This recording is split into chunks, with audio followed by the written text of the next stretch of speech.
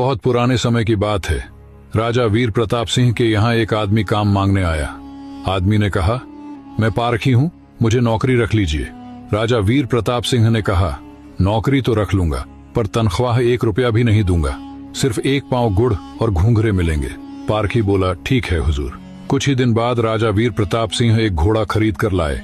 उन्होंने पारखी से पूछा, बताओ इस घोड़े के बारे में क्या कहते हो? पारखी बोला, हुजूर ये घोड़ा है ही नहीं, ये तो गाय है। राजा चौंक गए। उन्होंने घोड़ा बेचने वाले को बुलाया। उसने कहा, साहब बात तो सही है तो घोड़ा ही, लेकिन बचपन में इसकी माँ मर गई थी, इसे गाय का दूध पिलाया गया था, इसलिए इसकी आदतें गाय जैसी हैं। राजा वीर प्रताप सिंह ने पूछा, तुम्हें कैसे पता चला? पारखी बोला, हुजूर जब ये चल रहा था तो नीचे मुंह झुकाकर घास खा रहा था, घोड़ा ऊपर गर्दन उठाकर खाता है, आदतों से पहचान गई। राजा खुश हुए और बोले, आज से तुम्हें आधा किलो गुड़ और आधा किलो घूंघरे मिलेंगे। कुछ दिन बाद राजा वीर प्रताप सिंह ने फिर पूछा, मेरी रानी कैसी है? बहुत प्रिय है मुझे। पारखी बोला, हुजूर आपकी रानी खानदानी नहीं है। राजा को विश्वास नहीं हुआ। उन्होंने ससुराल में जाकर पूछा।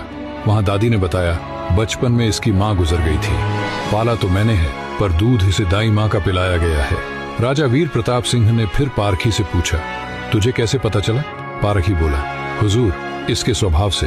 खानदानी रानी में शालीनता होती है, ये नौकरों पर चिल्लाती है, गाली देती है, आदतों से पहचान गया कि ये खानदानी नहीं है। अब राजा बोले, चलो मेरे बारे में बताओ। पारखी बोला, जान की माफी दें तो बताऊं? राजा वीर प्रताप सिंह बोले, माफी है, सच बताओ। पारखी बोला, आप राजवंश के नहीं हैं, आप मुझे भड़भूजे लगते हैं, गुड़ और भुंगड़े सेंकने वाले। राजा घबरा गए।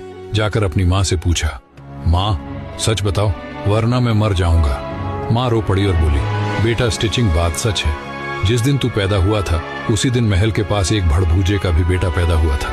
तू मर गया था और मैंने राजवंश बचाने के लिए उसके बेटे को ले लिया, वो तू है।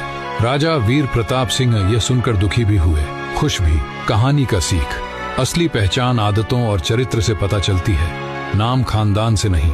इंसान की पहचान उसके चेहरे, कपड़े या खानदान से नहीं होती, उसके चरित्र से होती है।